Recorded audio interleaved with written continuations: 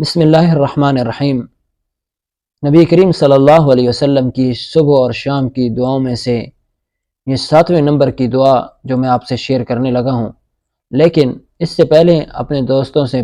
گزارش کرتا ہوں کہ آپ ضرور ہماری اس ویڈیو کو شیئر کریں تاکہ دوسروں تک کوئی بات اچھی دین کی پہنچ جائے تو آپ کو بھی فائدہ پہنچ سکے اور دوسرا محبت کا اظہار بھی ہو سکے۔ تو لہٰذا آپ میرے جتنے فرینڈ دوست احباب ہیں سب سے گزارش ہے کہ اس کو لازمی شیئر کریں۔ تو بہرحال آئیے چلتے ہیں کہ رسول اکرم صلی اللہ علیہ وسلم نے 7ویں نمبر پر کون سی دعا مانگی۔ تو دعا تو تھوڑی سی طویل ہے، لیکن اس کو میں پہلے اپنی ویڈیو میں شیئر کر چکا ہوں آپ کے ساتھ کہ رسول اکرم صلی اللہ علیہ وسلم نے بعض نمازوں کے بعد بھی یہ دعا مانگی اور صبح و شام کی دعاؤں کے اندر بھی۔ تو یہ صبح و شام کی دعاؤں میں سے میں آپ کو وضاحت کر دوں کہ رسول اکرم صلی اللہ علیہ وسلم کا یہ معمول صبح کی نماز کے بعد تھا، ان دعاؤں کو جو طویل دعائیں تھیں، اور اس کے بعد شام کی نماز کے بعد ان دعاؤں کا طویل ترتیب تھی۔ اور یہ اللہ کے رسول صلی اللہ علیہ وسلم کے صحابہ نے پھر اللہ کے رسول سے نقل کیا اور چلتے چلتے میرے اور آپ تک بات پہنچی۔ تو بہرحال اگلی دعا کیا ہے؟ فرمایا اللہ کے رسول صلی اللہ علیہ وسلم دعا مانگی، اللہم انی اسألک العفو والعافیت فی الدنیا والآخرہ، اور اس کے بعد اسی دعا کے اندر دوسری دعا اللہم انی اسألک العافیت فی الدنیا والآخرہ، ایک عافیت اسألک العفو والعافیہ، یہ بھی فرق ہے، تھوڑا سا لفظ میں فرق ہے۔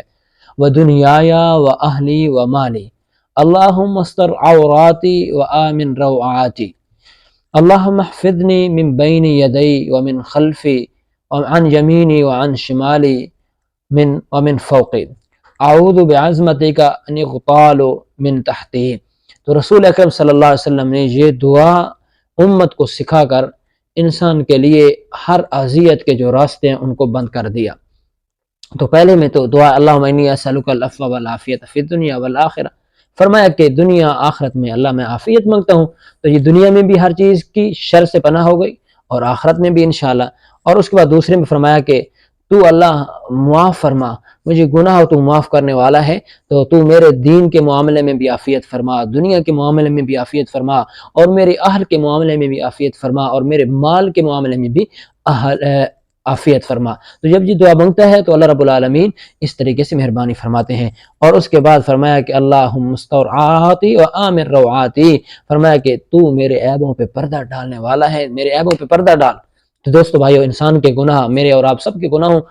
کسی کے زیادہ کسی کے تھوڑے، اور کسی کے ظاہر اور کسی کے چھپے ہوئے، تو یہ اللہ رب العالمین کی بڑی مہربانی اور اس کی کرم نوازی ہوتی ہے کہ اللہ رب العالمین اپنے بندوں سے پیار کرتے ہوئے اس کے عیبوں پر پردہ ڈال دیتے ہیں۔ تو بہرحال یہ دعا بھی اللہ کے رسول نے مانگی، اور آگے فرمایا کہ اللہ میری ہر طریقے سے حفاظت فرما، ہر شر سے حفاظت فرما، ہر جنات سے حفاظت فرما، اللہم احفظنی من بین یدی ومن خلفی وعن یمینی وعن شمالی وعن یساری وعن من فوقی ومن تحتی، یعنی اللہ کے رسول صلی اللہ علیہ وسلم نے کلو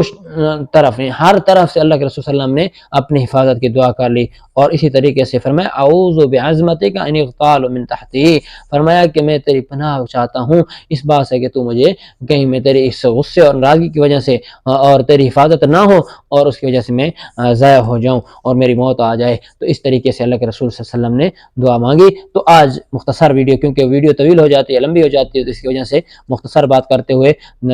یہ ہم نے بات اپنی ختم کی ہے۔ تو یہ دعا مجھے اور اللہ آپ صاحب کو پڑھنے کی توفیق نصیب فرمائے۔ وآخر دعوانا ان الحمدللہ رب العالمین۔